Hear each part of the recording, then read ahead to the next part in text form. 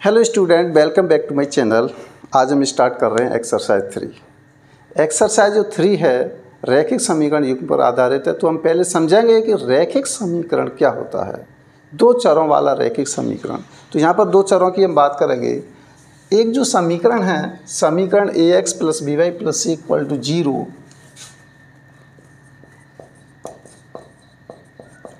समीकरण ax + by + c = 0 दो चरों वाला रैखिक समीकरण कहलाता है।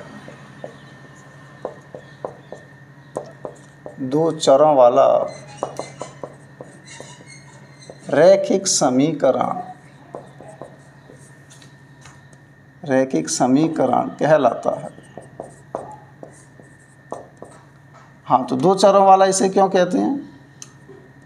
दो चरों वाला इसलिए कहा जाता है क्योंकि इसमें एक तो x चर है, दूसरा y चर है। यहाँ पर अज्ञात राशि है, जहाँ a, b is not equal to 0। a और b की वैल्यू यहाँ पर क्या नहीं होती हैं? 0 नहीं होती हैं। इसलिए इसे हम दो चरों वाला क्या कहते हैं? रैखिक समीकरण कहते हैं। इसमें एक चर x है, दूसरा चर क्या है? y है। x तथा y की घात 1 होनी चाहिए, तभी उसे हम रैखिक समीकरण कहते हैं। कोई भी समीकरण है, एग्जाम्पल के तौर पर लेते हैं और भी अदर एग्जाम्पल।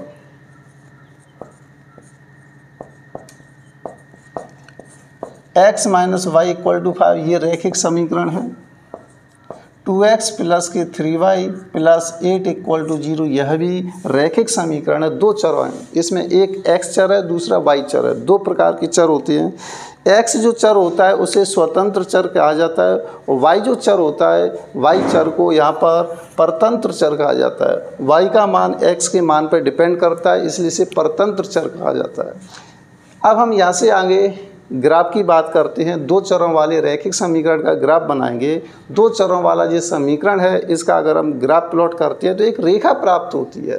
x की पावर 1 होती है, y की पावर 1 होती है। तो उस लाइन का ग्राफ बनाएंगे आप तो एक रेखा प्राप्त होगी। तो देखते हैं इनका ग्राफ किस तरीके से प्राप्त होता है।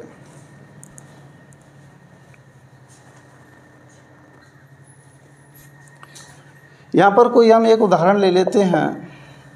समीकरण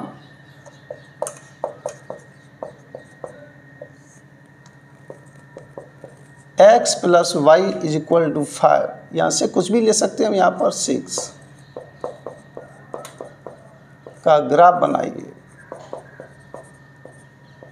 इसका ग्राफ बनाना है तो यहाँ पर ये जो रेखा गिवन है, समीकरण गिवन है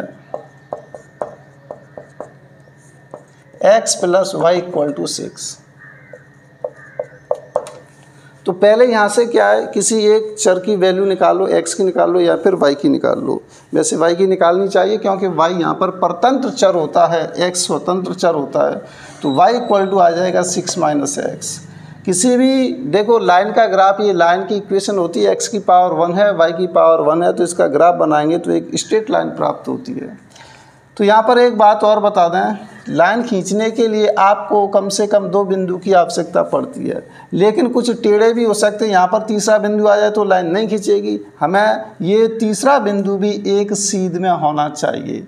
इसलिए लाइन खींचने के लिए हमें 3 बिंदुओं की आवश्यकता पड़ेगी, क्योंकि हमसे डिसाइड नहीं होगा कि यहाँ पर तीसरा बिंदु यहाँ पर है तो लाइन ये वाली होगी या फिर ये वाली होगी।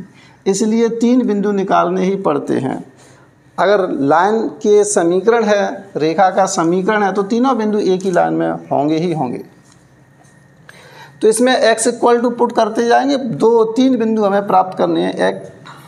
x बराबर पहले यहाँ पर 0 डाल दो, कोई दिक्कत नहीं। x = 0 पर y की वैल्यू आ जाएगी 6 - 0 = 6। तो यह बिंदु हो गया, इसलिए बिंदु 0,6 आ गया। अब x = कुछ और डाल दो इस पर। x = चलो 2 डाल देते हैं। x = 2 पर y की वैल्यू आ जाएगी 6 - 2। इसी को ज्यों का त्यों उतारना है। y है तो y लिखो, बराबर है तो बराबर, 6 है तो 6 लिखा। x के स्थान पर हमें क्या डालना है? 2 डालना है। ये ध्यान रखें इसमें। x = 2 पर y की वैल्यू आ जाएगी 4, इसलिए बिंदु हो गया 2,4। एक बिंदु और चाहिए तो x इक्वल टू 3 ले लो या फिर 4 ले लो, चलो 4 ले लेते हैं। x इक्वल टू 4 पर y की वैल्यू आ जाएगी 6 माइनस 4 बराबर 2, इसलिए बिंदु आ गया 4,2। बस लाइन खींचने के लिए हमें 3 बिंदुओं की आवश्यकता होती है। यहाँ पर हम सारणी बना देते हैं, अतः सारणी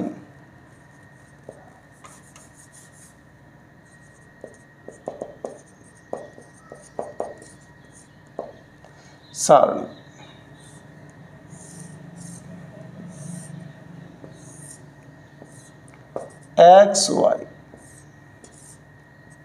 हाँ तो बताइए x की वैल्यू 0 पर y की वैल्यू 6 है, x इक्वल टू 2 पर y की वैल्यू 4 है और x इक्वल टू 4 पर y की वैल्यू कितनी है, 2 है। बस अब ये सारणी आ गई तो इसका अब हम ग्राफ आसानी से खींच सकते हैं।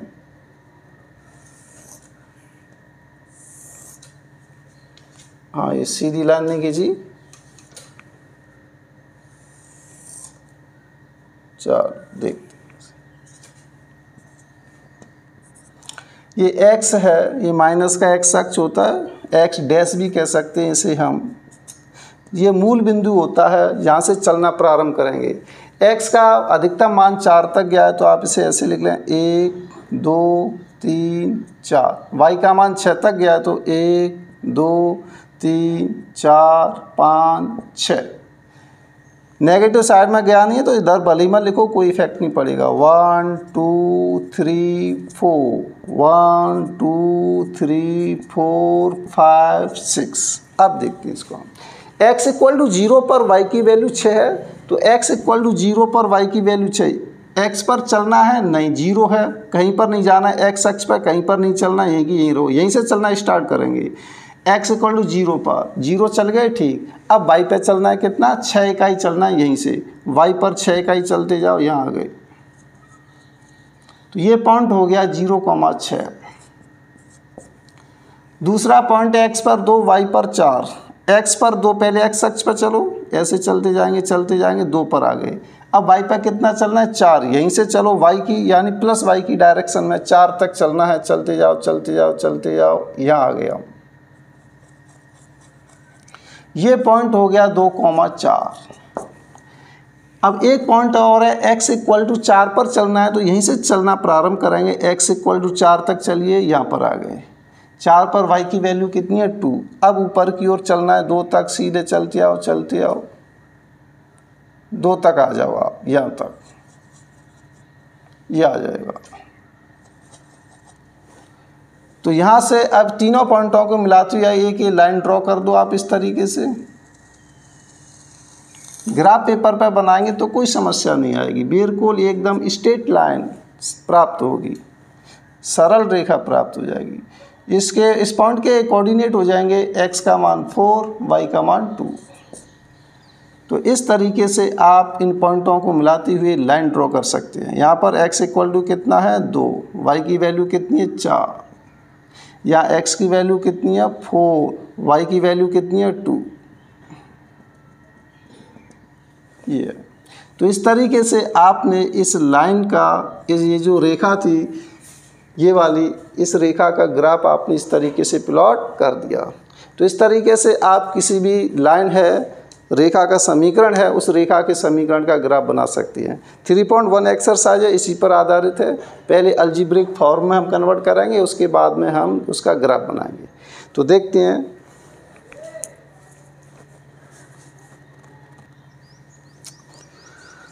हाँ, एक्सरसाइज 3.1 पहला क्वेश्चन देखिए। आफताब अपनी पुत्री से कहता है कि 7 वर्ष पूर्व मैं तुमसे 7 गुनी आयु का था। आफताब कह रहा है अपनी पुत्री से 7 वर्ष पूर्व मैं तुमसे 7 गुनी आयु का था, ठीक है। तो इस समय आप मान लो, माना वर्तमान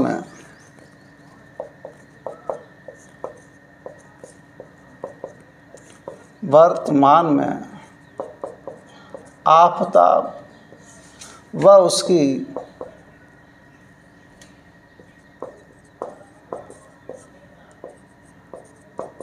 पुत्री की आयु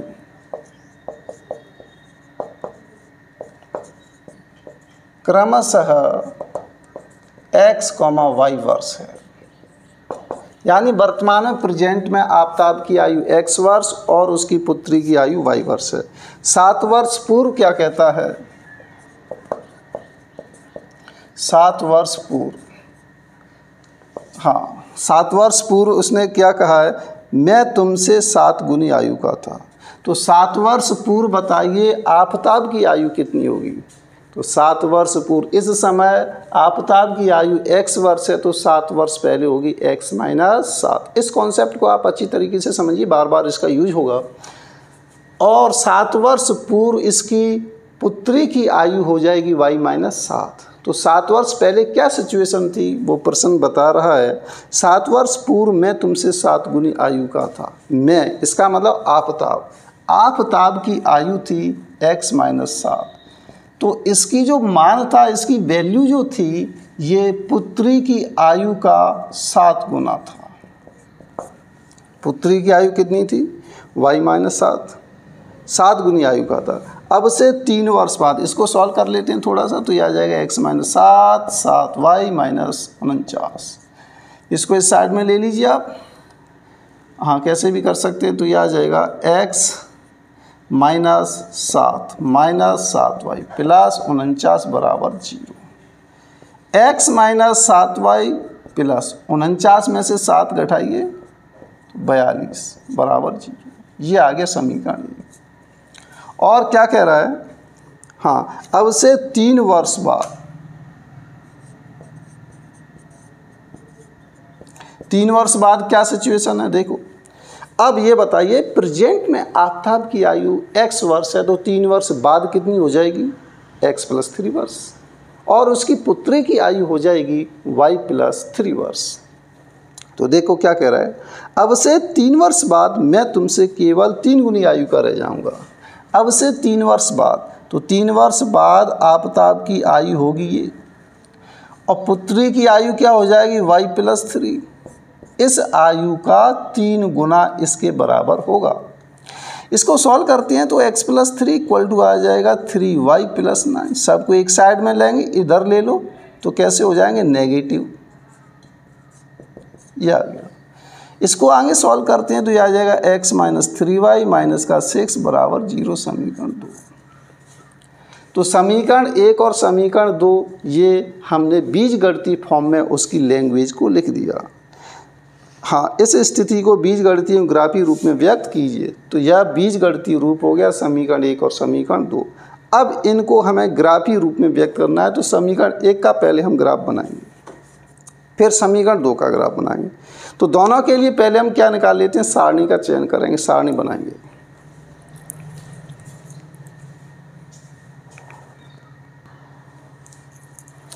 हाँ, यहाँ पर आप लिखना चाहो लिख सकते हैं, यह बीजगणितीय रूप है।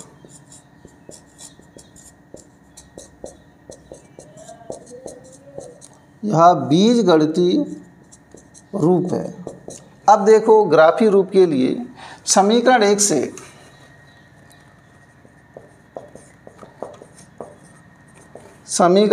है x - 7y + 42 बराबर 0। अब देखो हमें फ़ायदा देखनी है, यहाँ से y की वैल्यू निकालेंगे तो बटे में मान आएगा, x की वैल्यू डायरेक्ट आ जाएगी, तो x की वैल्यू यहाँ से आप निकाल सकते हैं। x = आ जाएगा 7y - 42। ठीक, इस तरीके से, या फिर इसमें से आप 7 कॉमन ले भी सकते हैं। इसमें से x = 7 कॉमन ले लें तो y - 6 आ जाएगा। ये अब इसमें 7 दिखाई दे रहा है, y की वैल्यू डालते जाओ, x की वैल्यू प्राप्त हो जाएगी। तो y = डालो, इसमें कुछ भी डालो। हाँ, y = 6 डाल देंगे तो क्या प्राप्त होगा? x = आएगा 7 × 6 - 6, 6 में से 6 जाएगा, क्या आएगा? 0। तो 7 × 0 बराबर क्या आ गया? 0। तो बिंदु हो गया। बिंदु में पहले x का मान लिखा जाता है, फिर y का मान लिखा जाता है। हाँ, अब इसमें y की वैल्यू और कुछ डाल दो। y = 7 पर x बराबर क्या आ जाएगा? 7 × y की वैल्यू 7 हम डाल रहे हैं, तो 7 - 6, 7 × 1 बराबर क्या आ गया? 7। इसलिए बिंदु हो जाएगा पहले x की वैल्यू फिर y की वैल्यू 7। अब कोई y की वैल्यू नेगेटिव साइड में भी आप डाल सकते हैं, तो नेगेटिव साइड में अगर आप डालेंगे 1 डालो तो बहुत बड़ी वैल्यू आ जाएगी, इसलिए हाँ। अब यहाँ पर y इक्वल टू कितना डालो, देखो छोटी वैल्यू प्राप्त होनी चाहिए। y के स्थान पर अब 8 रखोगे यहाँ पर तो 7 दूनी 14, 14 बहुत बड़ी वैल्यू हो जाएगी। चलो छोटा डालो, यहाँ पर 6 से छोटा डालेंगे कितना, 5 डाल दो आप इसमें, तो 5 माइनस 6 कितना, -1, तो -7 आ जाएगी। y इक्वल टू 5 पर x इक्वल टू आएगा 7 इंटू 5 माइनस 6 बराबर आ जाएगा 7 इंटू -1, तो -7 आ गया है। इसलिए बिंदु हो गया -7,5, ये पॉइंट प्राप्त हो गया। इसे अब सारणी के रूप में लिख देते हैं इसको हम।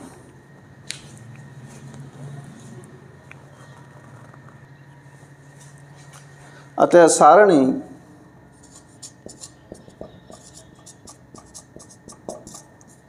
फर्स्ट कहा जाएगा इसको।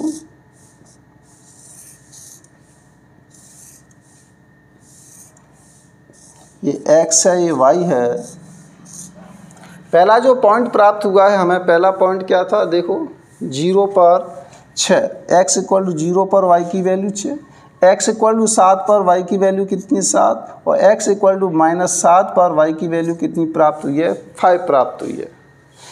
हाँ, अब हम ये जो रेखा 2 है, समीकरण 2 से ऐसी सारणी प्राप्त कराएंगे, फिर हम उसका ग्राफ प्लॉट कर देंगे।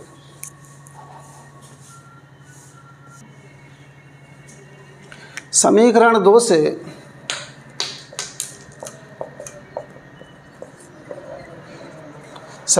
से निकालो x minus 3y minus 6 equal to 0। तो यहाँ से x की वैल्यू आ जाएगी 3y प्लस 6। 3 कॉमन ले लेंगे तो कितना आएगा, y प्लस 2 आ जाएगा। y की वैल्यू इसमें डाल दी जाओ। y इक्वल टू 1 पर, यहाँ 0 ले लो कोई बात नहीं, y इक्वल टू 0 पर x इक्वल टू आएगा 3 इंटू 0 प्लस 2, 3 इंटू 2 6 आ गया। इसलिए पॉइंट आ गया, बिंदु आ गया, x की वैल्यू 6, y की वैल्यू 0। y की वैल्यू और डालो, y इक्वल टू -1 पर x इक्वल टू आएगा 3 इंटू, इसी को ज्यों का त्यों उतारना है, माइनस का 1 प्लस का 2, 3 इंटू 1 3 आ गया। इसलिए बिंदु हो गया यहाँ पर 3, -1। हाँ, एक पॉइंट की हमें और ज़रूरत है, तो एक पॉइंट और देखिए। हाँ, y इक्वल टू माइनस का 2 ले लो। y इक्वल टू -2 पर x इक्वल टू आ जाएगा 3 इंटू माइनस का 2 प्लस का 2। ये क्या हो जाएगा, 0, कैंसल्ड हो गया। तो कितना आ गया, 0। इसलिए बिंदु हो गया पहले x की वैल्यू फिर y की वैल्यू माइनस का 2। तो सारणी लिख सकते हो, अतः सारणी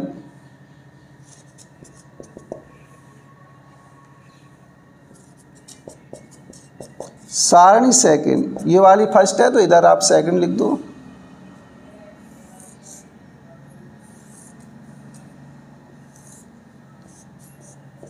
ये x, ये y। तो पहला पॉइंट है x इक्वल टू 6 पर y की वैल्यू 0 है, x इक्वल टू 3 पर y की वैल्यू -1, x इक्वल टू 0 पर y की वैल्यू -2 प्राप्त हुई है। अब इन दोनों सारणियों के हम ग्राफ बनाते हैं। सारणी फर्स्ट और सारणी सेकंड का ग्राफ बनाते हैं।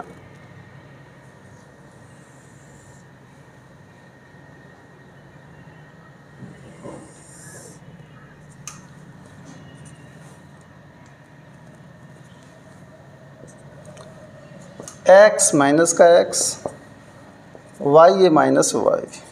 y की वैल्यू कहाँ तक गई, x की वैल्यू पहले देख लो, ज़्यादा से ज़्यादा 7, फिर माइनस की 7 गई है। x की वैल्यू 7 है तो यहाँ पर लगाओ 1 2 3 4 5 6 7, 1 2 3 4 5 6 7।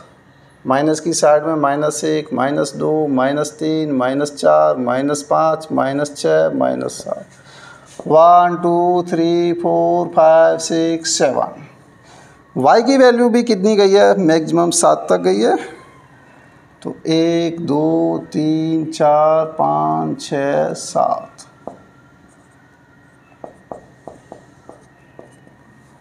हाँ, x की वैल्यू नेगेटिव साइड में -1, -2, -3, -4 बहुत है।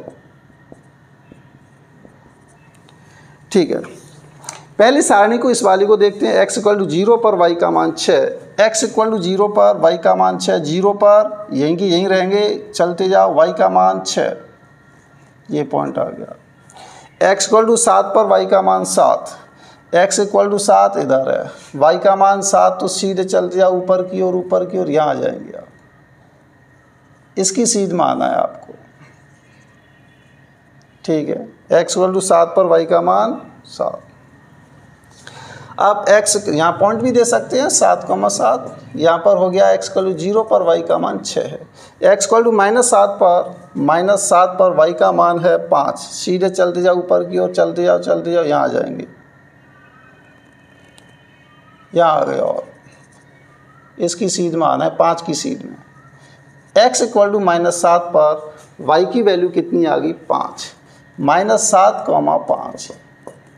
इन तीनों पॉइंटों को मिलाती हुई ये लाइन ड्रॉ कर देंगे आप, ऐसे ऐसे, ये लाइन प्राप्त हो जाए। यहाँ जो संति समीकरण यहाँ पर आपको दूसरी x 6 पर मान 0, x = 6 पर मान 0, y पे चलना नहीं, इसका मतलब ये हो गया। 3 पर y का मान -1, x = 3 पर y का मान -1, यहीं आ जाएंगे। ये 3 है, y का मान -1, इसी सीध में। x = 0 पर y का मान -2, x = 0, यहाँ चलना नहीं है, y पे चलना है -2। इन तीनों पॉइंटों को मिलाते हुए लाइन खींच दो आप, ऐसे लाइन खींच दो। तो ये इसका हो गया कौन सा रूप, ग्राफी रूप हो गया। ये यहाँ लिख सकते हैं x = 6 पर y का मान 0, x = 3 पर y का मान -1, यहाँ पर आप लिख सकते हैं x = 0 पर y का मान -2। तो इस तरीके से ये आपको ग्राफ दिखाई दे रहा है, यह ग्राफी रूप हो गया। जो भी आफ्ताब और पुत्री के बीच में जो रिलेशन था, उसका ग्राफी रूप है, यह ग्राफी रूप है। यहाँ लिख दो, ग्राफी रूप है। इसी तरीके से आपको क्वेश्चन नंबर 2 करना है और 3 करना है, नोट कीजिए।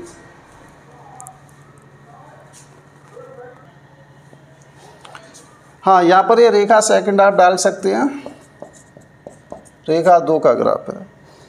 अब देखिए क्वेश्चन नंबर 2 और 3। क्वेश्चन नंबर 2 है, क्वेश्चन नंबर 3 है। देखो 2 क्वेश्चन रह गए हैं, चाहे इसको ऐसा करते हैं, नेक्स्ट वीडियो बनाएंगे उसमें करा देंगे क्वेश्चन नंबर 2 और क्वेश्चन नंबर 3। तो इसी तरीके से पढ़ते रहिए, बार बार रिवीजन कीजिए, बिल्कुल सरल है, गणित कुछ नहीं है, आप इसी तरीके से पढ़ते जाइए। Thank you for watching.